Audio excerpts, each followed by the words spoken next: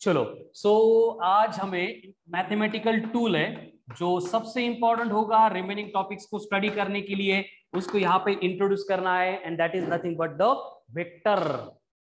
Vector vector I think 9-10 से आपको introduce किया गया था कि वेक्टर मतलब क्या होता है, और यहाँ पे हम उसको एकदम डिटेल में पढ़ेंगे। एंड आगे सिलेबस में जितने भी टॉपिक्स आने वाले हैं, हर एक टॉपिक में हमें ये वेक्टर जो है इसको पढ़ना पड़ेगा, ठीक है। तो जिनके पास एनसीईआरटी के बुक्स से देखो बेटा, तो आपने अगर इसको फाइंड करने का ट्राई किया तो आपको एनसीईआरटी में ये वेक्टर बोल के कोई भी टॉपिक मिलेगा ही नहीं। क्यों नहीं मिलेगा? क्योंकि एनसीईआरटी में जो है ऐसे अलग से वेक्टर बोल के कोई टॉपिक दिया नहीं है। उन्होंने क्या किया है कि ये वेक्टर की जो अरेंजमेंट है, जहां पे जैसे रिक्वायर्ड होती है वैसे डिवाइड कर करके दिया है। मतलब सबसे पहले जो वेक्टर का बेसिक इंट्रोडक्शन है वो आपको प्रोवाइड किया है मोशन इन ए प्लेन में। वेक्टर का जो बेसिक इंट्रोडक्शन है आपको प्रोवाइड किया गया है मोशन इन ए प्लेन में। अब यहाँ पे वेक्टर को इंट्रोड्यूस किया गया, उसके बाद में वेक्टर का जो प्रोडक्ट का पार्ट आता है उसमें cross product and dot product, ऐसे दो टाइप के प्रोडक्ट होते हैं। तो ये टॉपिक खत्म होने के बाद हम आगे जब वर्क पावर एनर्जी ये वाला टॉपिक पढ़ेंगे, तो according to NCERT work power energy में आपको वेक्टर क्वांटिटीज के स्केलर प्रोडक्ट या फिर डॉट प्रोडक्ट के बारे में इंफॉर्मेशन दी है। उसके बाद अगर और थोड़ा आगे बढ़ेंगे तो वहां पे हमें जो है नेक्स्ट टॉपिक मिलता है रोटेशनल मोशन, और उस रोटेशनल मोशन में हमें दो वेक्टर का क्रॉस प्रोडक्ट या फिर वेक्टर प्रोडक्ट जो है उसके अबाउट इंफॉर्मेशन मिलेगी। लेकिन हम ऐसे नहीं करेंगे कि एक टॉपिक जो है वो यहाँ पे भी पढ़ना है वहां पे भी पढ़ना है, ऐसे हम नहीं करेंगे। इसलिए हम क्या करेंगे कि work power energy, motion in a plane and rotational motion, तीनों टॉपिक्स में जो भी कंबाइंड वेक्टर की कंसेप्ट दी गई है उसको यहीं पे पढ़ेंगे, इसी टॉपिक में पढ़ेंगे, खत्म करेंगे। और ये जो है मैंने पहले बोला है कि फिजिक्स पढ़ने का एक मैथमेटिकल टूल है, जैसे एडिशन, सब्ट्रैक्शन, उसके बाद में यूनिट्स एंड डायमेंशंस में जो भी हम मैथमेटिक्स की या फिर एरर्स की कंसेप्ट देख रहे थे, उसी तरह की ये कंसेप्ट है वेक्टर वाली, ठीक है। एकदम सिंपल है, कुछ भी दिमाग को टेंशन नहीं देगी। जिन लोगों ने मोशन अलोंग स्ट्रेट लाइन में बहुत ज्यादा मेहनत की थी उनको तो ऐसे लगेगा कि अरे ये क्या चल रहा है, 11th का है या 9-10 का है, इतना सिंपल पार्ट आने वाला है, ठीक है। तो डिस्कशन शुरू करना है अबाउट वेक्टर। उससे पहले कितने लोगों को मालूम है, सुना है पहले वेक्टर कुछ तो होता है, वेक्टर फिजिक्स में लगता है, मैथ्स में भी लगता है, आइडिया है वेक्टर के बारे में? सर ज्याला डायरेक्शन मॅग्निट्यूड दोन्ही असतो. ज्याला डायरेक्शन मॅग्निट्यूड दोन्ही असतो, that is vector. Very good, Sunny को मालूम है, और देवेश को भी मालूम है, तेजस को भी मालूम है, और चलो मयूरी, प्रसाद, तन्विशा, यस, स्वप्निल, यानी सबको बेसिक आइडिया है, क्योंकि सबके सिलेबस में 9-10 में आपको वेक्टर को पहले से इंट्रोड्यूस कराया गया था। तो वेक्टर मतलब क्या है? कुछ अलग नहीं है। वेक्टर मतलब क्या है? वही फिजिकल क्वांटिटीज है जिनका डिस्कशन हम पिछले 2 महीने से कर रहे हैं। नया कुछ भी नहीं है। बस यहाँ पे क्या होता है कि कुछ क्वांटिटी होती है जिनको स्पेसिफाई करने के लिए सिर्फ उनका जो नंबर है वो सफिशिएंट नहीं होता है। उस नंबर के साथ में उस क्वांटिटी को अप्लाई किया जा रहा है, तो जहां पे अपन अप्लाई कर रहे हैं वहां की डायरेक्शन भी रिक्वायर्ड होती है, या इसलिए हम क्या करते हैं, बेसिकली ये वेक्टर क्वांटिटी को इंट्रोड्यूस करते हैं, ठीक है। शिवम करेक्ट है बेटा, ठीक है। तो वेक्टर मतलब क्या होता है, आप सबके जो आंसर है उसका यूज करके मैं यहां पे लिख सकता हूं कि the physical quantities which requires the physical quantity which requires magnitude and direction for its complete representation, for its complete representation, ठीक है। एक वेक्टर को पूरी तरह से, मतलब एक फिजिकल क्वांटिटी है जिसको डिफाइन करने के लिए पूरी तरह से हमें मैग्नीट्यूड भी चाहिए और डायरेक्शन भी चाहिए, तो उस टाइप के फिजिकल क्वांटिटी को हम कंसीडर करते हैं एज ए वेक्टर क्वांटिटी।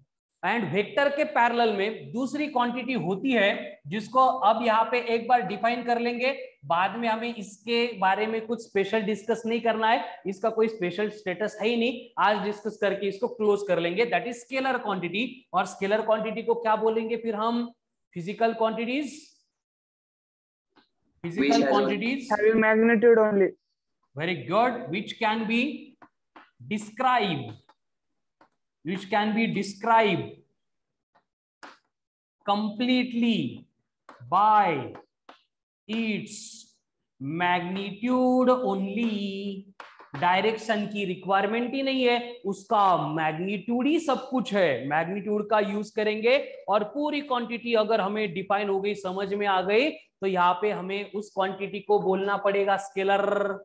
लेकिन अगर कोई क्वांटिटी है जिसका हमें मैग्नीट्यूड भी चाहिए, लेकिन सिर्फ मैग्नीट्यूड से काम नहीं बनेगा, काम बनाने के लिए हमें डायरेक्शन भी रिक्वायर्ड है, तो वो बनेगी वेक्टर क्वांटिटी। ठीक है, चलो। तो अब वेक्टर में एक वर्ड ऐड करना है, लेकिन वो बाद में ऐड करूंगा मैं, बेसिक इंट्रोडक्शन में नहीं आएगा। ठीक है, यस, करेक्ट है, प्रसाद का आंसर करेक्ट है, देन देवेश भी करेक्ट है, वेरी गुड, यस, शिवम का भी करेक्ट है। चलो, सब लोग करेक्ट आंसर दे रहे हैं, मतलब आपको बेसिक्स इसके मालूम है। अब फिर से और थोड़ा अगर यहाँ पे डिस्कस करेंगे तो एक्चुअल में देखो होता क्या है कि फॉर एग्जांपल मुझे बोला गया है कि क्या करना है, मुझे क्या करना है। सपोज यहाँ पे एक मोबाइल रखा है और मैंने किसी को बोला कि इस मोबाइल को क्या करो, डिस्प्लेस करो, इसको 4 मीटर से आपको डिस्प्लेस करना है। तो जो कुछ भी है, जो कोई भी है जिसको मैं ये बोल रहा हूं और वो डिस्प्लेस करने वाला है, अभी मैंने मोबाइल टेबल पे रखा है और मैंने बोला 4 मीटर से डिस्प्लेस करो, तो क्या होगा, करेगा क्या वो डिस्प्लेस? हाँ, फोर्स लगेगा, लेकिन वो डिस्प्लेस करेगा क्या? जैसे देवेश अभी क्लास में बैठा है, मैं देवेश को बुलाऊंगा और देवेश को बोलूंगा ये मोबाइल उठा के इसका 4 मीटर डिस्प्लेसमेंट कर देगा देवेश? या देवेश का कोई क्रॉस क्वेश्चन होगा? क्या लगता है, क्या करेगा देवेश? देवेश कर ही नहीं सकता, देवेश पूछेगा कि सर 4 मीटर कहां पे है ना तेजस? यस सर, डायरेक्शन कहां पे? टेबल के नीचे, टेबल के ऊपर, आगे पीछे, राइट लेफ्ट, कहां पे? मतलब देवेश जब भी इस मोबाइल को डिस्प्लेस करेगा तो उसको डिस्प्लेस करने के लिए रिक्वायरमेंट होगी कि सर डायरेक्शन कहां पे, उसके बिना मैं नहीं तो मैं नीचे रख दूंगा और फिर प्रॉब्लम हो जाएगा। इसका मतलब यहाँ पे जो डिस्प्लेसमेंट वाली क्वांटिटी हम डिस्कस कर रहे थे, वहां पे मैग्नीट्यूड दिया था मैंने 4 मीटर, लेकिन उससे काम नहीं बना, देवेश को उसके साथ रिक्वायरमेंट थी डायरेक्शन की, कहां पे रख दूं। लेकिन अगर सेम वर्क मैंने देवेश को बोला कि देवेश जा और मेरे लिए ये 10 रुपीज का एक पेन लेके आ, ऐसा मैंने एक वर्क बोला देवेश को, तो देवेश बोलेगा क्या सर ऊपर से जाऊं, नीचे से जाऊं, किस डायरेक्शन का पेन लेके आओ, ऐसे बोलेगा क्या देवेश? नहीं, वो क्या बोलेगा, डन, 10 रुपए दिए, 8 रुपए का पेन, 2 रुपए के चॉकलेट, काम हो गया। ठीक है, मतलब कि देखो वर्क किया, डिस्प्लेसमेंट हो गया, दोनों केसेस में डिफरेंट था। ये हमारा मतलब सराउंडिंग का एग्जांपल था। उसी तरह से हम जो भी फिजिक्स पढ़ते हैं, जितना भी फिजिक्स पढ़ते हैं, हमने मेजरमेंट में ये सारा पार्ट इंट्रोड्यूस किया है कि वहां पे हमारे फिजिक्स में क्या होगा, क्वांटिटीज होगी जो हमारे सराउंडिंग में, हमारे फिजिक्स में प्रेजेंट होगी, उनको अपन फिजिकल क्वांटिटी बोलेंगे। उनमें से कुछ क्वांटिटी ऐसी होगी कि जिनका हमें सिर्फ मैग्नीट्यूड मालूम है तो भी उसके बारे में कंप्लीट इंफॉर्मेशन मिलती है, उनको हम बोलेंगे स्केलर क्वांटिटी। कुछ क्वांटिटी ऐसी होगी जिनको एक्सप्लेन करने के लिए हमें मैग्नीट्यूड मिलेगा, लेकिन उससे कुछ नहीं होगा, मैग्नीट्यूड के साथ साथ हमें डायरेक्शन भी रिक्वायर्ड होती है, उनको बोला जाएगा वेक्टर क्वांटिटी। तो वेक्टर, स्केलर, क्लियर है सबको? Yes sir. अब यहाँ पे क्या होता है, देखो एक बात मैं ब्रैकेट में लिखता हूं, जब आगे मैं वेक्टर के एग्जांपल देने वाला हूं तो ये हमें काम में आएगा। सिर्फ मैग्नीट्यूड एंड डायरेक्शन होने से क्वांटिटी वेक्टर नहीं बनती है, it also have to follow laws of vector algebra. किसी भी क्वांटिटी को अगर वेक्टर बनना है तो सिर्फ मैग्नीट्यूड मिला और डायरेक्शन मिली मतलब वो वेक्टर नहीं है। इसका बेस्ट एग्जांपल है इलेक्ट्रिक करंट। इलेक्ट्रिक करंट मालूम है सबको, पढ़ा है सबने इलेक्ट्रिक करंट? क्या होता है electric current? Flow of electrons, rate of flow of electron यानी rate of flow of charge. अब इलेक्ट्रिक करंट का यूनिट होता है एम्पियर, मतलब उसका मैग्नीट्यूड अपन मेजर करते हैं 10 एम्पियर, 20 एम्पियर, 30 एम्पियर। और इलेक्ट्रिक करंट को डायरेक्शन भी होती है। कहां पे होती है इलेक्ट्रिक करंट की direction? +2 minus. Very good, from positive terminal to negative terminal, यानी इलेक्ट्रिक करंट जो है मैग्नीट्यूड भी है, इलेक्ट्रिक करंट को जो है डायरेक्शन भी है, लेकिन फिर भी इलेक्ट्रिक करंट स्केलर क्वांटिटी है। बहुत बड़ा कंफ्यूजन है, लोगों को लगता है करंट वेक्टर होना चाहिए, लेकिन इलेक्ट्रिक करंट वेक्टर नहीं है, इलेक्ट्रिक करंट स्केलर है। उसका रीजन क्या है ये मैंने ब्रैकेट में लिखा है कि इलेक्ट्रिक करंट जो है वेक्टर के लॉज ऑफ अलजेब्रा फॉलो नहीं करता है। कौन से लॉज ऑफ अलजेब्रा? उसमें बेसिक दो लॉज ऑफ अलजेब्रा होते हैं, एक होता है, ये लिख लिया क्या, इसका स्क्रीनशॉट हो गया? चलो, तो जो laws of vector algebra follow करने से क्वांटिटी वेक्टर बनती है वो होते हैं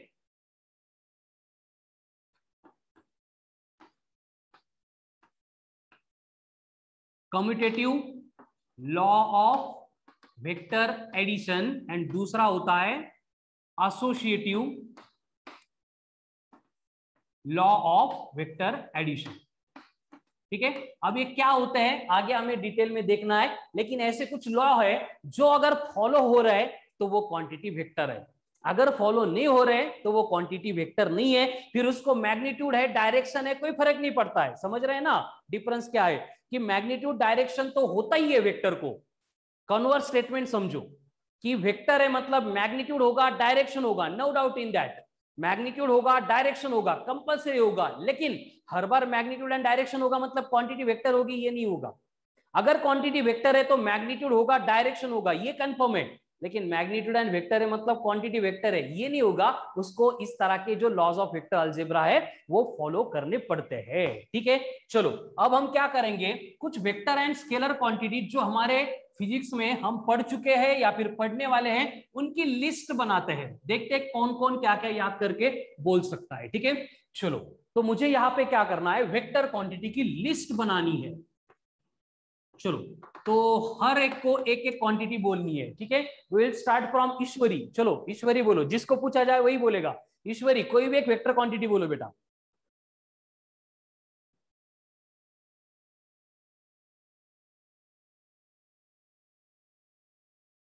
ईश्वरी आ रही आवाज? नहीं, ठीक है, कुछ लोगों का माइक प्रॉब्लम है, फिर मैसेज सेंड कर सकते हैं। चलो ठीक है, जिसको याद आ रहा है वो बोलते जाओ, नाम नहीं लेता मैं अब। वेलोसिटी सर, हाँ, वेलोसिटी वेलोसिटी वेलोसिटी और डिस्प्लेसमेंट डिस्प्लेसमेंट और फोर्स, वेरी गुड। और acceleration, नेक्स्ट ईश्वरी मोमेंटम, वेरी गुड। नहीं ऐश्वर्या मोमेंटम, एक्सलेंट। चलो मैं लिखता हूं साइमल्टेनियसली, फिर हमारे पास लिस्ट रेडी हो जाएगी।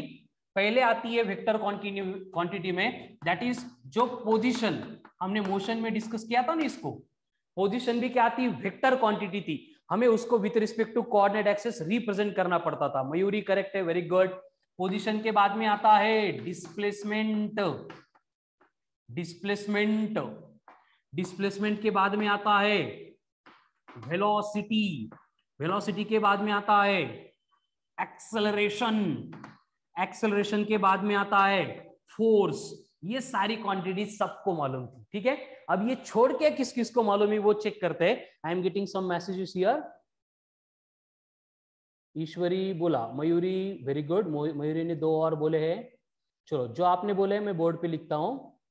यस, अजिंक्य करेक्ट है, very good very good, lots of answers. Yes, चलो फोर्स है, उसके बाद में टॉर्क है, उसके बाद में लीनियर मोमेंटम है, उसके बाद में एंगुलर मोमेंटम, ये भी वेक्टर है। और बोलो इनको छोड़ के क्या क्या आ रहा है? नहीं ना, मास, ईश्वरी मास स्केलर है बेटा, वेरी गुड। इंपल्स है, प्रसाद वेट है बेटा, लेकिन फोर्स, वेट, टेंशन ये सेम ही होते, तो उनको अपन रिपीट नहीं कर रहे यहाँ पे। ठीक है, नहीं अजिंक्य प्रेशर स्केलर है। ग्रेविटी मतलब एक्सेलरेशन ड्यू टू ग्रेविटी, वो हो गया बेटा, very good. Magnetic field Tejas, very good. Electric field, magnetic field, लेकिन जो टॉपिक हमारे हुए हैं ना उससे रिलेटेड बोलो, ठीक है ना। जो जो सेक्शन हमने डिस्कस नहीं किया है वो बाद में देखेंगे, कोई प्रॉब्लम नहीं है, लेकिन जो हो गया उससे रिलेटेड डिस्कस करते हैं, क्योंकि वो कंसेप्ट मालूम नहीं है ना आपको फिर। चलो बोलो बोलो, कम ऑन फास्ट। इंपल्स हो गया ना सनी, ये लिखा है इंपल्स, ठीक है। मैग्नेटिक इंडक्शन यानी मैग्नेटिक फील्ड होती है, देन इलेक्ट्रिक फील्ड इंटेंसिटी यानी इलेक्ट्रिक फील्ड होती है, देन ग्रेविटेशनल फील्ड इंटेंसिटी यानी ग्रेविटेशनल फील्ड होती है, ठीक है। चलो, और Sunny angle angle angle angle के बारे में कंफ्यूजन है, एंगल में यहाँ पे बाद में इंट्रोड्यूस करता हूं, ठीक है ना, क्योंकि एंगल जो है वो स्केलर है। चलो, और मैग्नेटिक फ्लक्स ये भी स्केलर है, टेम्परेचर भी स्केलर है। चलो बोलते जाओ, जो ध्यान में आ रहा है। मेजरमेंट में जितनी क्वांटिटीज हमने पढ़ी थी सबको याद करो, सबको रिमाइंड करो।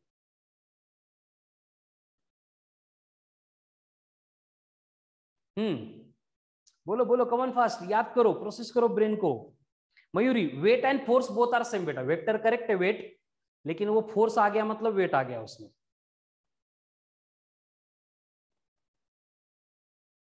नहीं याद आ रहा है, हो गए खत्म।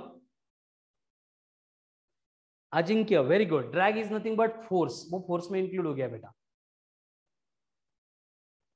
ठीक है।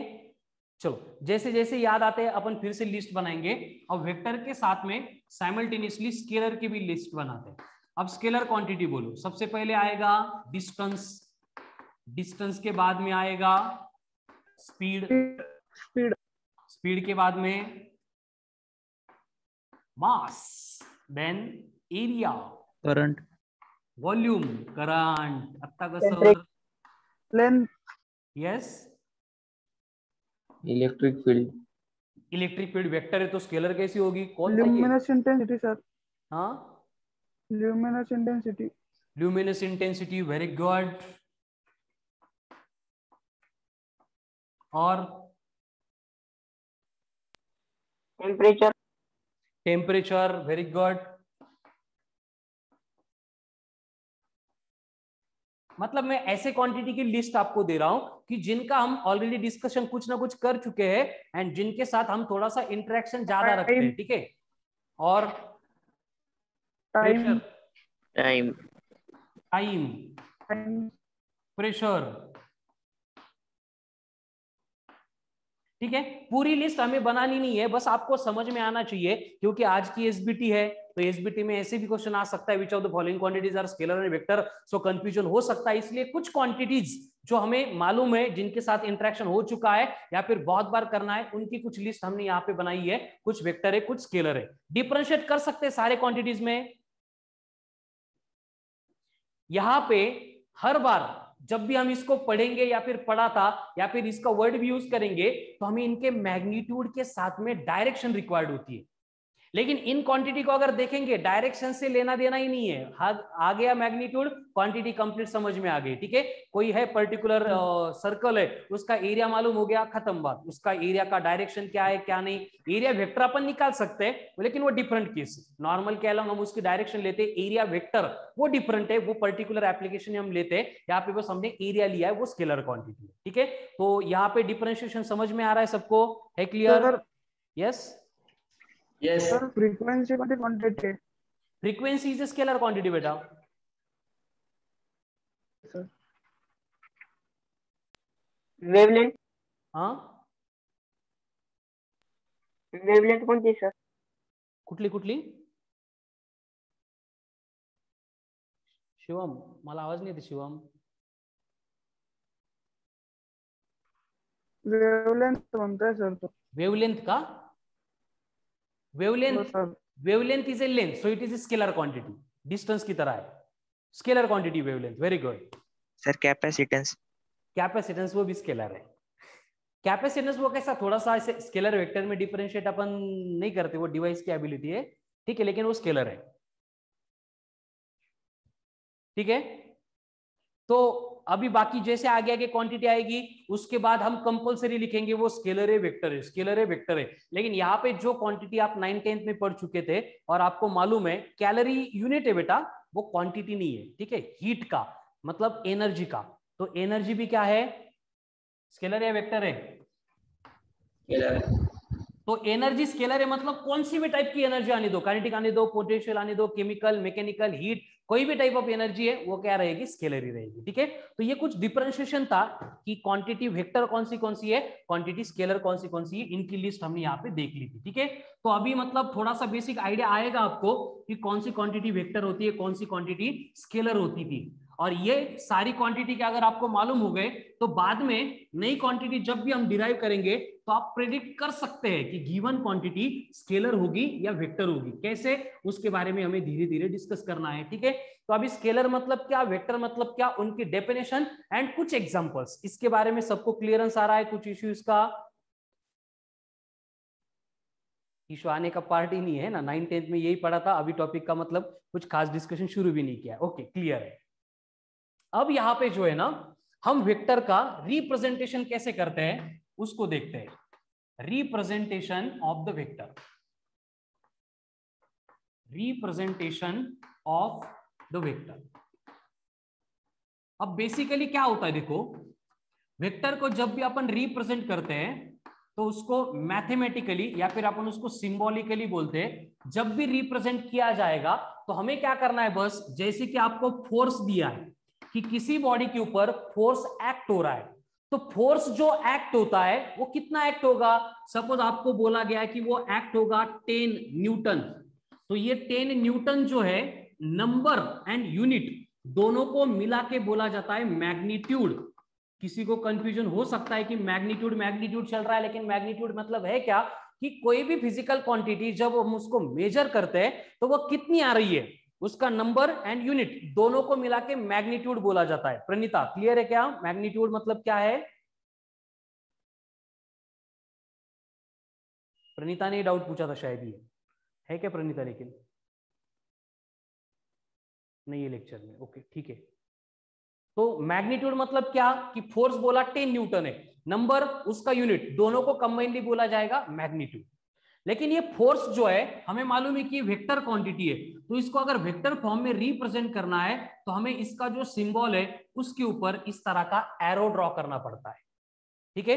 तो ये एरो अगर आ गया तो हम यहाँ पे बोल सकते हैं कि ये क्वांटिटी क्या है, वेक्टर क्वांटिटी है, ठीक है। मतलब जितने भी वेक्टर क्वांटिटी के हमने यहाँ पे एग्जांपल्स देखे थे उन सबको वेक्टर फॉर्म में अगर रिप्रेजेंट करना है तो उसके ऊपर हमें एरो हेड डोक्यावर एक एरो ड्रॉ करना कंपलसरी है, ठीक है। जैसे कि फॉर एग्जांपल वेलोसिटी है, वो वेक्टर क्वांटिटी है, तो मुझे रिप्रेजेंट करने के लिए वी वेक्टर लिखना पड़ेगा, यानी वो वेक्टर हो जाएगा। लेकिन अगर ये एरो नहीं है और फिर भी वी लिखा गया है तो इसका मतलब ये स्पीड हो जाएगी। अब एरो है नहीं मतलब वो स्केलर है, स्केलर है मतलब वो स्पीड है, ठीक है ना। Yes sir. सनी डाउट है कहीं? नहीं सर, नहीं सर। ओके चलो नेक्स्ट, अभी फोर्स हो गया, वेलोसिटी हो गया, आपको अगर टॉर्क बोला, टॉर्क का ये नोटेशन है tau, it's a Greek alphabet, इसके ऊपर हमें एरो देना पड़ेगा, ये बन गया वेक्टर। समझ में आ रहा है ना, मतलब कभी भी इस टॉपिक में तो हो ही जाएगा, आगे सिलेबस में कोई भी फिजिकल क्वांटिटी है उसके ऊपर अगर एरो ड्रॉ किया जा रहा है इसका मतलब वो क्वांटिटी कौन है, वेक्टर क्वांटिटी है। या फिर कोई भी वेक्टर क्वांटिटी है ये आपको अगर रिप्रेजेंट करना है तो आप क्या करेंगे, उस क्वांटिटी के ऊपर इस तरह का एरो ड्रॉ करेंगे, है क्लियर। एंड इसको अगर ग्राफिकली या फिर ज्योमेट्रिकली रिप्रेजेंट करना है तो हमें क्या करना पड़ता है, बस उस वेक्टर की इनिशियल टू फाइनल पोजीशन ये रिप्रेजेंट करनी पड़ती है। जैसे कि फॉर एग्जांपल बोला गया है कि बॉडी ए से निकल के बॉडी बी पे चलेगी, तो बॉडी का होने वाला जो डिस्प्लेसमेंट है हमें मालूम है कि ये स्ट्रेट लाइन से मैग्नीट्यूड आ जाएगा। जैसे कि फॉर एग्जांपल ये 10 मीटर है, लेकिन ये डायरेक्शन कैसे रिप्रेजेंट करेंगे, अगर इसको ग्राफिकली या फिर ज्योमेट्रिकली रिप्रेजेंट करना है हमें मालूम होना चाहिए वो ए से निकल के बी पे गया है या फिर बी से निकल के ए के ऊपर आ गया है। इसलिए हम क्या करते हैं कि अगर ये ए से बी पे जा रहा है तो ए से लेके बी तक ऐसे हम क्या करते हैं, एरो ड्रॉ करते हैं, ठीक है। ये बनेगा एरो का टेल, ये बनेगा एरो का हेड। इस तरह से हम क्या करते हैं, इसको ग्राफिकली रिप्रेजेंट करते हैं। एकदम बेसिक बात है, आई नो सबको मालूम है, लेकिन फिर भी फर्स्ट टाइम पढ़ रहे हो आप 11th का वेक्टर, इसलिए ये डिटेल में एक्सप्लेन किया जा रहा है। ठीक है, नाउ ऑनवर्ड इतना डिटेल में वेक्टर का एक्सप्लेनेशन आगे नहीं होगा। ठीक है, चलो, तो यहाँ पे रिप्रेजेंटेशन वेक्टर का हो गया। अब यहाँ पे एक बेसिक कंडीशन है कि हमें वेक्टर पढ़ने के लिए उसका एक नोमेनक्लेचर आता है कि डिफरेंट डिफरेंट वर्ड यूज किए जाते हैं कि वेक्टर क्या है, यूनिट वेक्टर क्या है, कोप्लानर वेक्टर क्या है, को इनिशियल वेक्टर क्या है, को टर्मिनस वेक्टर क्या है, नेगेटिव वेक्टर क्या है, एंटी पैरेलल वेक्टर क्या है। वर्ड से मीनिंग हमें समझ में आती है, नो इश्यू इन दैट, लेकिन फिर भी उसको एक बार यहाँ पे इंट्रोड्यूस कर लेते हैं। ठीक है, तो सबसे पहले यहाँ पे जो इंपॉर्टेंट है पूरे टॉपिक में वो आता है यूनिट वेक्टर। यूनिट वेक्टर, अब ये यूनिट वेक्टर का मतलब क्या होगा, अनुमान लगा सकते हो बेटा, दिमाग यूज कर सकते हो। मैग्नीट्यूड 1 हो गया, उसमें लिखा ही है ना, यूनिट है, वेक्टर है, वेक्टर है मतलब डायरेक्शन है, यूनिट है मतलब उसका मैग्नीट्यूड 1 है ना। क्या लिखूं फिर मैं यूनिट वेक्टर को, क्या लिखूं इसकी definition Sunny? The vector which has magnitude 1 is called unit vector. ओ वेक्टर हैविंग 1 यानी single magnitude in particular direction.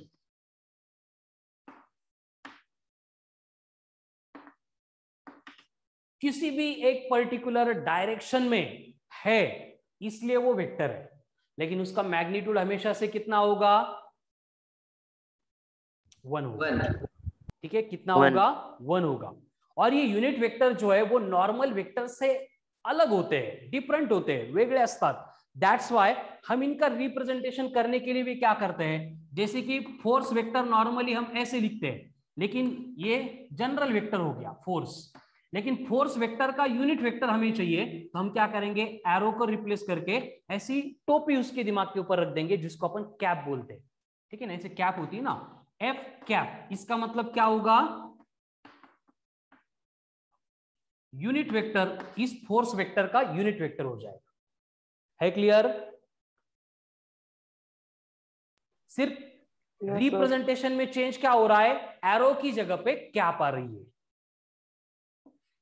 Cap दिखी, इसका मतलब क्या होगा फिर आगे से, कैप है, यूनिट वेक्टर। यूनिट वेक्टर है, पूरा एरो है मतलब वेक्टर है। Very good, yes. अब ये यूनिट वेक्टर कैलकुलेट कैसे किया जाता है, इसका फॉर्मूला होता है A cap is equals to होता है ए वेक्टर अपॉन उसका मैग्नीट्यूड। देखो यहां पे ये जो वेक्टर है, ए वेक्टर जो भी है, ए वेक्टर दिया नहीं अभी, लेकिन जो भी दिया जाएगा उसका अगर मुझे यूनिट वेक्टर निकालना है तो मुझे क्या करना है, सिंपली डिवीजन करनी है। किसकी division, vector upon magnitude. Very good, given vector upon its magnitude. तो मैं इसको क्या लिखूंगा, यूनिट वेक्टर, एक तो ऐसी डेफिनेशन हो गई, या फिर हम इसको डिफाइन कर सकते हैं कि ratio of given vector, ratio of given vector to the magnitude of given vector. समझ लगा?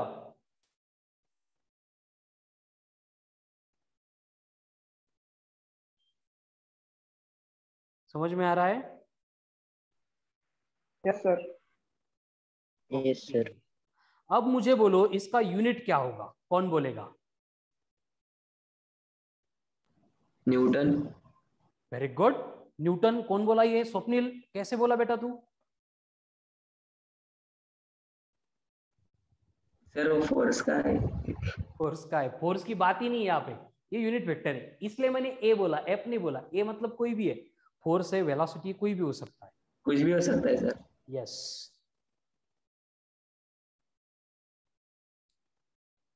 चलो बोलो जल्दी जल्दी, क्या होगा यूनिट वेक्टर का यूनिट?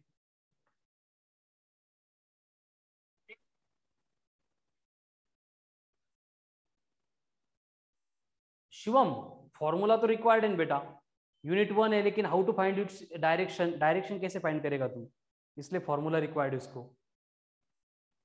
Devesh very good. नहीं तेजस, चेंज नहीं होगा। देखो जैसे कि फॉर एग्जांपल ये यहाँ पे मैंने फोर्स वेक्टर बोला था, तो अगर मुझे यहाँ पे फोर्स का यूनिट वेक्टर चाहिए तो उसका फॉर्मूला बनेगा फोर्स वेक्टर अपॉन उसका मैग्नीट्यूड। यहाँ पे समझ रहे हो आप, ये जो फॉर्मूला था उसके अकॉर्डिंग मैंने फोर्स का यूनिट वेक्टर कैसे कैलकुलेट करना है उसके लिए फॉर्मूला बना दिया। F cap equals to F vector upon mod of F. समझ रहे इसको? Yes sir. अब मुझे बोलो, ऊपर का फोर्स है इसका यूनिट न्यूटन, नीचे का फोर्स है उसका भी unit Newton, Newton Newton cancel हो जाएगा ना। यानी हर बार सेम क्वांटिटी को नो अगर हम यहाँ यूनिट। पे डिवाइड कर रहे हैं उसके यूनिट भी कैंसिल हो जाएंगे। इसलिए unit vector is a unitless और dimensionless. Very good, dimensionless physical quantity. ना तो इसको यूनिट होगा ना तो इसको डायमेंशंस होंगे। है क्लियर? Yes sir. चलो, तो यूनिट वेक्टर मतलब इतना तो मालूम हो गया, उसका मैग्नीट्यूड हमेशा से 1 ही होता है। इसको कैलकुलेट करने के लिए जो वेक्टर दिया गया है उस वेक्टर को उसी के मैग्नीट्यूड से डिवाइड करना पड़ेगा, और इससे क्या होगा, यूनिट वेक्टर को अपना खुद का कोई यूनिट भी नहीं होगा, डायमेंशन भी नहीं होगा, कोई यूनिट भी नहीं होगा, कोई डायमेंशन भी नहीं होगा। है क्लियर? तो हम क्या करते हैं, ये यूनिट वेक्टर की जो कंसेप्ट है इन जनरल कोई भी वेक्टर रिप्रेजेंट करने के लिए यूज करते हैं। जैसे आपने कोऑर्डिनेट ज्योमेट्री देखी होगी कि सपोज ऐसे एक्स वाई एंड तीसरा इनको परपेंडिकुलर जेड एक्सिस है, एंड इस प्लेन में कोई भी एक पॉइंट है जैसे पॉइंट पी, तो हम इसके कोऑर्डिनेट ऐसे लिखते थे 2 3, 4। इसका मतलब क्या होता था, इसका एक्स मतलब ये एक्सिस पे होता था 2, एक्स वाई कोऑर्डिनेट, एक्सिस पे 3 एंड जेड पे 4। वेरी गुड, एक्स कोऑर्डिनेट 2 है, वाई कोऑर्डिनेट 3 है एंड जेड कोऑर्डिनेट 4 है। ऐसे हम कोऑर्डिनेट ज्योमेट्री में इसको कंसीडर करते थे। हमने क्या किया है, उसी तरह का एक कन्वेंशंस बना दिया है कि अगर हमें कहीं पे भी आई दिखा और आई के ऊपर ऐसी कैप दिखी, अगर हमें कहीं पे भी ऐसा जे दिखा और जे के ऊपर कैप दिख गई, अगर हमें के दिख गया और के के ऊपर कैप दिख गई, तो इनकी मीनिंग इस वेक्टर के लिए सेम रहेगी, कभी चेंज नहीं है। आई कैप का मतलब होगा unit vector along x axis, j cap का मतलब होगा unit vector along y axis, and k cap का मतलब होगा unit vector along z axis. ठीक है? यानी कि मुझे अगर ये पॉइंट P दिया है, तो अगर आपको बोला जा रहा है कि ये P का पोजीशन वेक्टर रिप्रेजेंट करो, तो उसको मैं P वेक्टर लिखूंगा। और मुझे क्या करना है, अब ये 2 था, 2 के साथ में कौन आएगा, आई कैप। आई कैप, यस सर। आई कैप आ गया, मतलब मुझे समझ में आ गया कि ये एक्स कोऑर्डिनेट उसका 2 था, प्लस कौन आएगा, जे कैप। प्लस, ठीक है। हो गया। नाउ ऑनवर्ड, इसके बाद में पूरे सिलेबस में जब भी वेक्टर का रिप्रेजेंटेशन किया जाएगा वो इसी तरह से किया जाएगा। ठीक है, आई cap plus J cap plus K cap, and उसके जो कोऑर्डिनेट्स थे वो इन टर्म्स ऑफ कोएफिशिएंट्स रहेंगे। और इसका मतलब ये होता है कि जहां कहीं पे भी आई कैप दिखा, इसका मतलब वो यूनिट वेक्टर था अलोंग एक्स एक्सिस, मतलब आई कैप के साथ में जो क्वांटिटी होगी वो एक्स कोऑर्डिनेट वाली होगी। क्लियर? सर वहाँ पे आई जे और के ही आते हैं क्या सिर्फ? हाँ, 3 ही एक्सिस हम कंसीडर करते हैं ना, 3D। नहीं, बाकी कौन सा नहीं क्या आ सकते, ABC या? नहीं नहीं नहीं, दूसरे? ये कन्वेंशन हमने फिक्स की है। जैसे ओके तुम्हारे घर सर। वालों ने डिसाइड किया है कि तुम्हें तेजस्वी बोलना है, जैसे हमने डिसाइड किया है कि एक्स को आई, वाई को जे एंड जेड को के बोलना है। Okay sir. Okay? Sir yes. Sir वो जेड एक्सिस किधर होती है? जेड एक्सिस इसको परपेंडिकुलर होती है बेटा, ये दिखती नहीं है लेकिन होती है, ऐसे यहां से आती है, एक्स ओके को सर। भी एंड वाई को भी परपेंडिकुलर। ओके? Yes sir. चलो, अब मुझे बोलो कि सपोज दूसरा कोई पॉइंट है यहाँ पे Q, जिसके कोऑर्डिनेट्स हैं -2, 1 एंड 2, तो उस Q वेक्टर का पोजीशन वेक्टर कैसे लिखेंगे? Q का -2 i cap plus cap plus 1 J cap plus 2 के कैप +2 k कैप। अभी 1 इंटू जे कैप मतलब जे कैप होता है, तो 1 लिखा क्या नहीं लिखा क्या कोई फर्क नहीं पड़ता है क्लियर? चलो स्क्रीनशॉट ले लो इसका।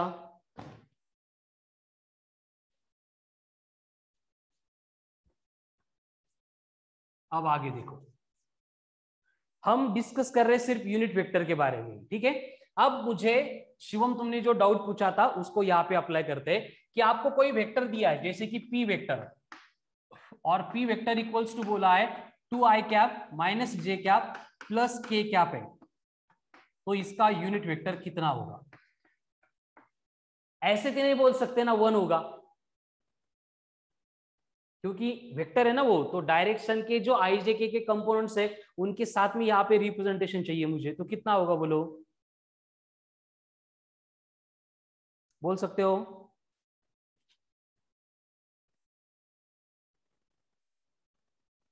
कळलं का मी काय सांगितलं? क्वेश्चन क्लियर है? आवाज आ रही है? Hello,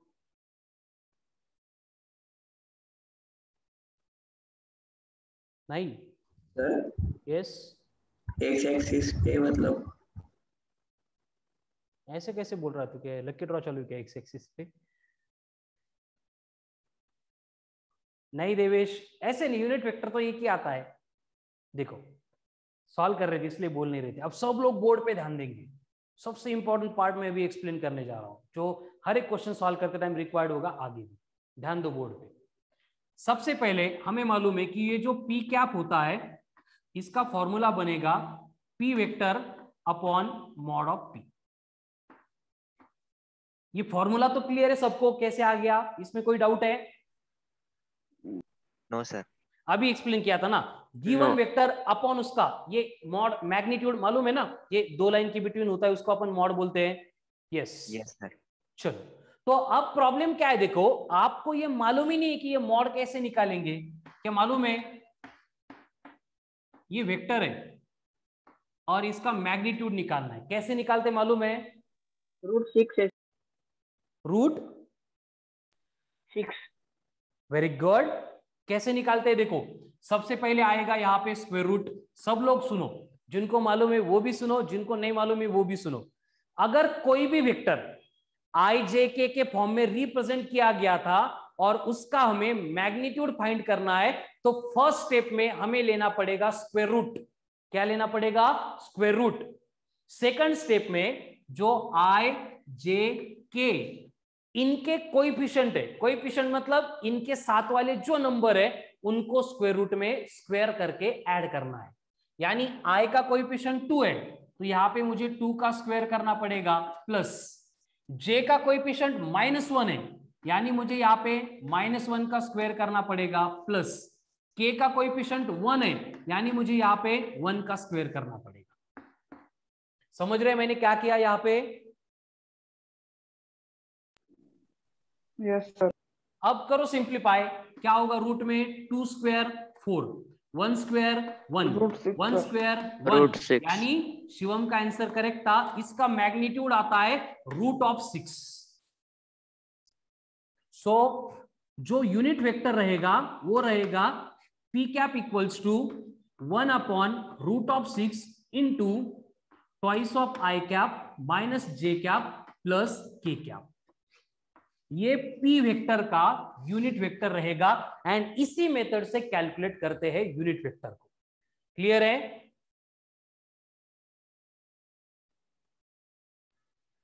yes sir. अब ये यूनिट वेक्टर एक्चुअल में है क्या? देखो मैंने क्या किया है, जो क्वेश्चन में वेक्टर था उसको उसी से डिवाइड किया है। अब हमें मालूम है कि एक क्वांटिटी को उसी से डिवाइड करेंगे तो उनका रेशो ऑलवेज 1 आता है, जैसे 5/5, 1 10/10, 1 वैसे ही यहाँ पे p/p 1, लेकिन ये ऊपर का वेक्टर था इसलिए 1 रहेगा, उसके साथ डायरेक्शन रहेगी। लेकिन हर बार हमें आंसर ऐसे नहीं मिलेगा 1 और पर्टिकुलर डायरेक्शन, इसलिए हमें ये सिंप्लीफाई करके इस तरह से सॉल्व करना पड़ेगा. शिवम, क्लियर है तुझा डाउट था? Yes sir. ओके चलो, तो अभी कुछ क्वेश्चंस आपको सॉल्व करने हैं. ये यूनिट वेक्टर कैसे निकालते हैं या फिर मैग्नीट्यूड कैसे निकालते हैं, ठीक है ना. एकदम आराम से करो बेटा, 2 साल आगे यही करना है हमने, हर एक टॉपिक में करना है, इससे छुटकारा है ही नहीं. नहीं नहीं, न्यूमरेटर में 1 हमेशा रहेगा क्या? न्यूमरेटर में कहां पे 1 लिखा? मैंने 1 लिखा ही नहीं न्यूमरेटर में. मैंने न्यूमरेटर में क्या लिखा? Given vector. डिनोमिनेटर में क्या है? उसका ही मैग्नीट्यूड. देवेश देखो, जैसे कि 2i कैप प्लस जे कैप प्लस 2k कैप, ऐसा एक वेक्टर है क्यू वेक्टर. बोलो इसका मैग्नीट्यूड क्या होगा?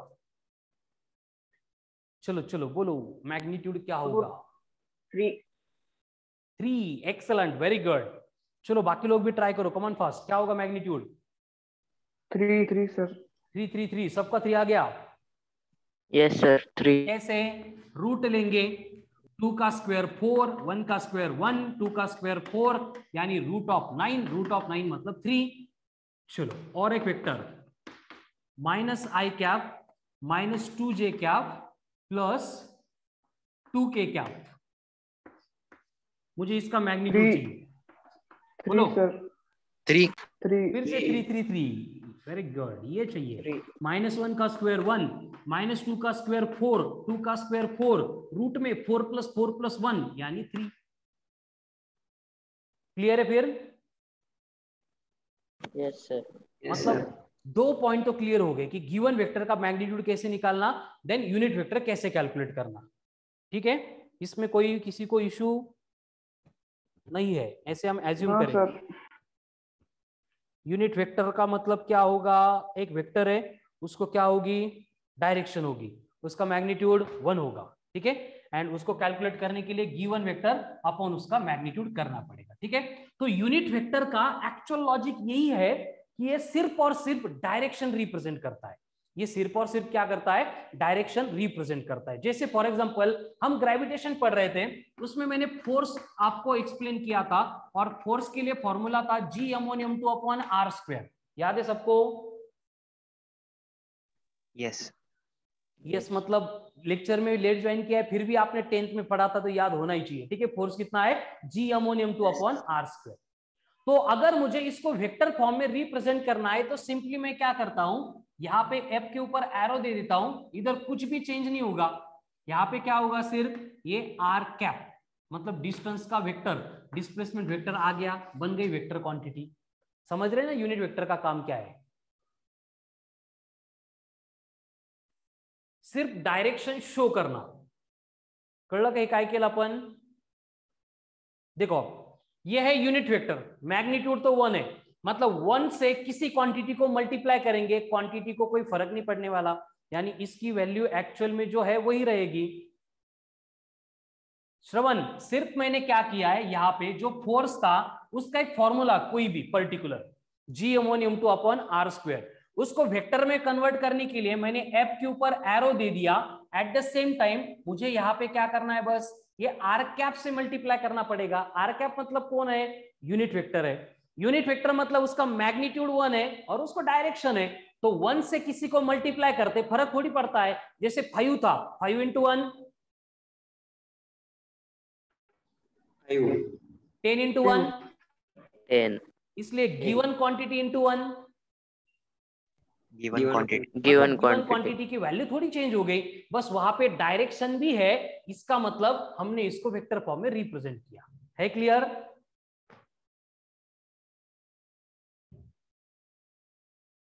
तो ये हो गया आपका यूनिट वेक्टर. अब ये यूनिट वेक्टर की तरह होता है एक और वेक्टर जिसको अपन बोलते हैं एज ए नल वेक्टर और जीरो वेक्टर. अब नल वेक्टर और जीरो वेक्टर मतलब क्या होगा?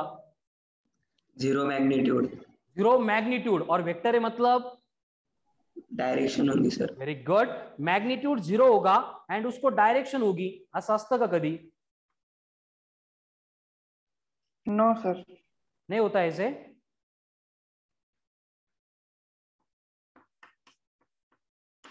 देखो डिस्प्लेसमेंट वेक्टर चाहिए मुझे, एग्जांपल बोल रहा हूं इसका. एक बॉडी का जो ओ से निकल के पी के ऊपर चली गई एंड पी से लेके ओ के ऊपर आ गई, जीरो ऑयल पर डिस्प्लेसमेंट हो गया? Yes, sir. नल वेक्टर हो गया, जीरो वेक्टर हो गया। डायरेक्शन नहीं सर तब डायरेक्शन इसकी क्या होती है, देखो डायरेक्शन कैसी होती है कि हैविंग जीरो मैग्नीट्यूड इन आर्बिट्ररी डायरेक्शन। आर्बिट्ररी डायरेक्शन मतलब इनफाइनाइट रैंडम डायरेक्शन, कौन सी है मालूम नहीं है। मैग्नीट्यूड जीरो होता है, डायरेक्शन आर्बिट्ररी होती है। क्लियर? इसका एग्जांपल क्या है कि displacement vector of the body which is returning to its original position, घूम फिर के आ गई, कहां पे गई थी उसकी डायरेक्शन अननोन है, लेकिन उसका डिस्प्लेसमेंट कितना हुआ? जीरो, इसलिए वो जीरो वेक्टर है। या फिर velocity vector of A car at rest, वो भी किसका एग्जांपल है? Null vector. नल मतलब कार वेक्टर है, शुरू की है, गियर डाला है, एक्सलेट कर रहे हैं, बस क्लच छोड़ना बाकी है, तो उसकी वेलोसिटी कितनी है? जीरो जीरो है। लेकिन Zero. क्लच छोड़ने के बाद वो फॉरवर्ड जा सकती है, रिवर्स जा सकती है, राइट में जा सकती है, लेफ्ट में जा सकती है। डायरेक्शन आर्बिट्ररी नॉट नोन है, मैग्नीट्यूड जीरो है, उसको बोला गया zero vector. Clear? Yes sir. इसका कुछ खास ज्यादा यूज नहीं है, इसको बस है ऐसा रिमेंबर करो। उसके बाद में आएंगे इक्वल वेक्टर्स। अब क्या होगा इक्वल वेक्टर मतलब? Same magnitude direction. मैग्नीट्यूड क्या same? Magnitude and direction. Very good. अगर वेक्टर का मैग्नीट्यूड एंड डायरेक्शन दोनों अगर सेम है तो उस वेक्टर को बोला जाएगा equal vector. Magnitude as well as direction दोनों भी अगर सेम है तो वो वेक्टर बनेगा इक्वल वेक्टर। ठीक है, जैसे फॉर एग्जांपल ये ए वेक्टर है एंड ये दूसरा बी वेक्टर है, डायरेक्शन भी सेम है, इनकी लेंथ अगर कंपेयर करेंगे तो वो भी सेम है, इसका मतलब ये दोनों भी क्या है? इक्वल वेक्टर है। ठीक है, उसके बाद में अगर मुझे निगेटिव वेक्टर चाहिए तो निगेटिव वेक्टर क्या बनेगा?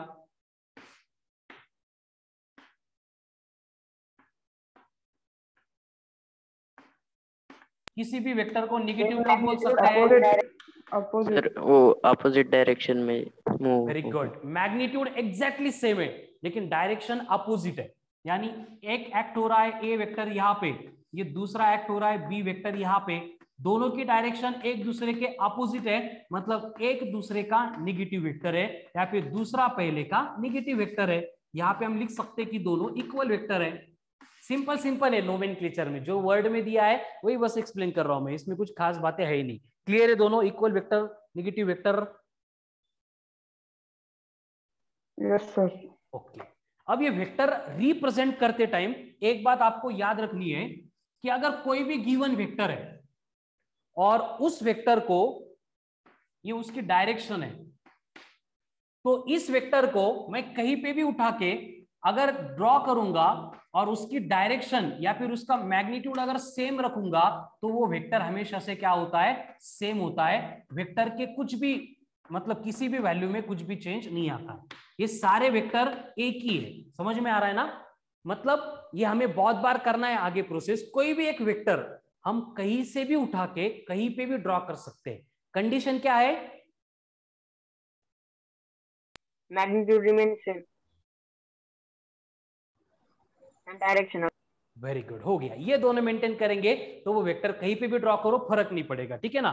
जैसे मुझे दिया गया है कि एक वेक्टर ऐसा है ए वेक्टर और दूसरा वेक्टर यहाँ पे बी वेक्टर, तो मैंने अगर इसको इस तरह से ड्रॉ किया, ए वेक्टर यहाँ पे बी वेक्टर यहाँ पे, फर्क पड़ेगा क्या कुछ? No. क्योंकि डायरेक्शन सेम है, मैग्नीट्यूड सेम है, तो ये मैं लिख के नहीं दे रहा हूं, लेकिन याद रखेंगे आप कि किसी भी वेक्टर को कहीं पे भी ड्रॉ करो कोई फर्क नहीं पड़ेगा, बस उसकी डायरेक्शन एंड मैग्नीट्यूड सेम रखो। लेकिन अगर डायरेक्शन चेंज कर दी तो वेक्टर सेम रहेगा क्या? No, sir. डायरेक्शन चेंज करेंगे तो वेक्टर पूरा का पूरा चेंज हो जाएगा। डायरेक्शन चेंज करेंगे तो वेक्टर पूरा का पूरा चेंज हो जाएगा। है क्लियर? अब मुझे बोलो yes sir. Yes collinear vector, इसका मतलब क्या होगा? 3 points in same plane. Same plane. जो एक लाइन के अलोंग एक्ट हो रहे, को प्लानर नहीं बोला मैंने, को linear, In same line. Same line में एक्ट होंगे। अगर कोलिनियर है तो उसमें वो एक दूसरे को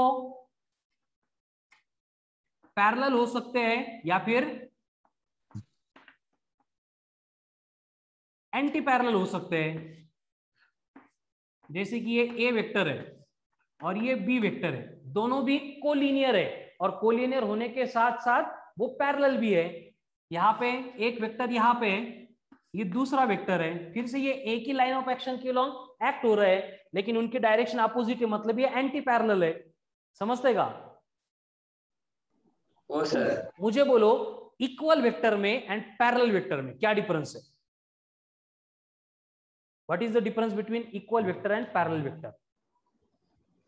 सर पैरेलल वेक्टर में मैग्नीट्यूड चेंज भी हो सकता है। Yes, very good. Equal vector में मैग्नीट्यूड भी सेम था, सेम रहता, का लिमिटेशन नहीं है। एंड वही difference anti parallel and negative में है। ठीक है, करते का?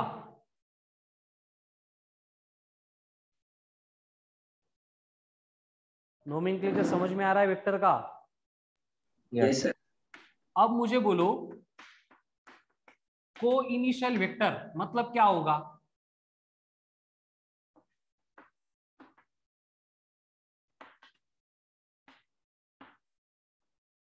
जिनका स्टार्टिंग पॉइंट सेम है। समझ में आ रहा है ना? कोलिनियर मतलब एक लाइन के अलोंग, को इनिशियल मतलब एक ही पॉइंट से स्टार्ट हो गए। शुभम, नेगेटिव वेक्टर में मैग्नीट्यूड सेम चाहिए, डायरेक्शन अपोजिट चाहिए, बस वही एक डिफरेंस है। अब को टर्मिनल मतलब क्या होगा बोलो? ये इनिशियल मतलब स्टार्ट सेम पॉइंट से होने चाहिए, having same final point. Same point पे आके वो खत्म होने चाहिए, एंड होने चाहिए। ठीक है, उसी तरह से कोप्लेनर का मतलब क्या होगा? 3 points in same plane. Same plane में चाहिए। ठीक है, तो ये था बेसिक नोमेनक्लेचर, जो आगे हमें डिफरेंट कंसेप्ट के टाइम, बस ये कुछ वर्ड आने वाले हैं इसलिए हम यहाँ पे इंट्रोड्यूस कर रहे हैं। ठीक है, लेकिन इनमें से सबसे इंपॉर्टेंट कौन था?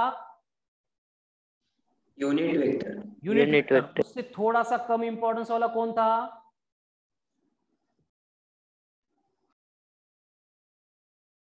नल वेक्टर और जीरो वेक्टर। 0. ठीक है, अब यहाँ पे याद रखना है आपको एक बात, अ वेक्टर multiplied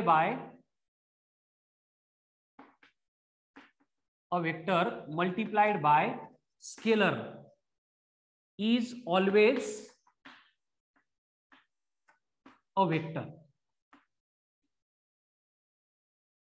मतलब किसी भी वेक्टर क्वांटिटी को अगर स्केलर क्वांटिटी से यानी नंबर से मल्टीप्लाई किया तो रिजल्टेंट क्वांटिटी हमेशा से कौन होता है? Vector quantities. लेकिन उसमें कंडीशन है कि ये वेक्टर ओरिजिनल वेक्टर से डिफरेंट भी हो सकता है। ठीक है, जैसे कि फॉर एग्जांपल मास है, ये स्केलर है, अगर मैं इसको एक्सेलरेशन वेक्टर से मल्टीप्लाई करूंगा तो मुझे क्या मिलता है? फोर्स। फोर्स, और वो फोर्स क्या है? Vector quantity.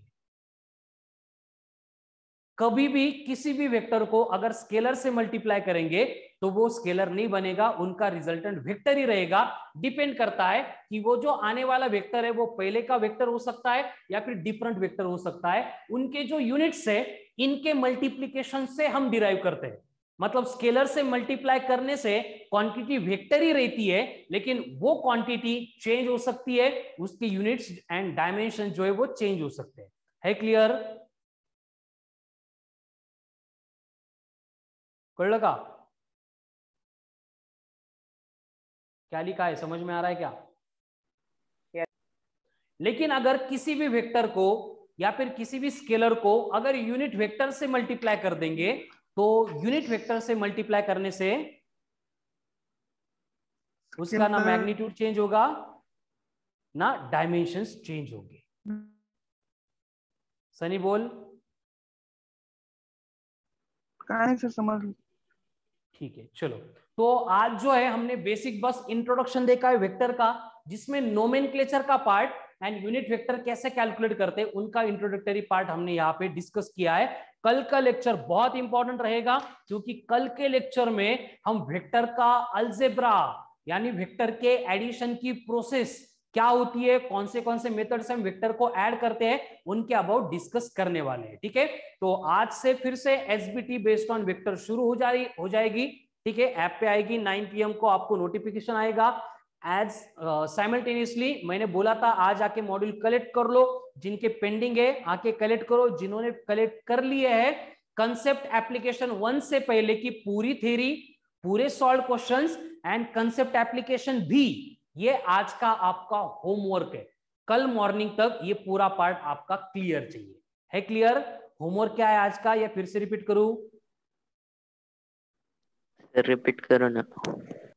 Motion in a plane, ये जो आपका मॉड्यूल है उसमें कंसेप्ट एप्लीकेशन 1, उसमें जो अनसॉल्व्ड क्वेश्चन है वो, उससे पहले जितने सारे सॉल्व्ड क्वेश्चन है एंड उससे पहले जितनी सारी थ्योरी मॉड्यूल में दी है, ये सब आपको प्रिपेयर करना है आज के होमवर्क के लिए। एंड उसी से रिलेटेड क्वेश्चन फिर एसबीटी में आने वाले हैं। आज एसबीटी है 9 PM को। क्लियर?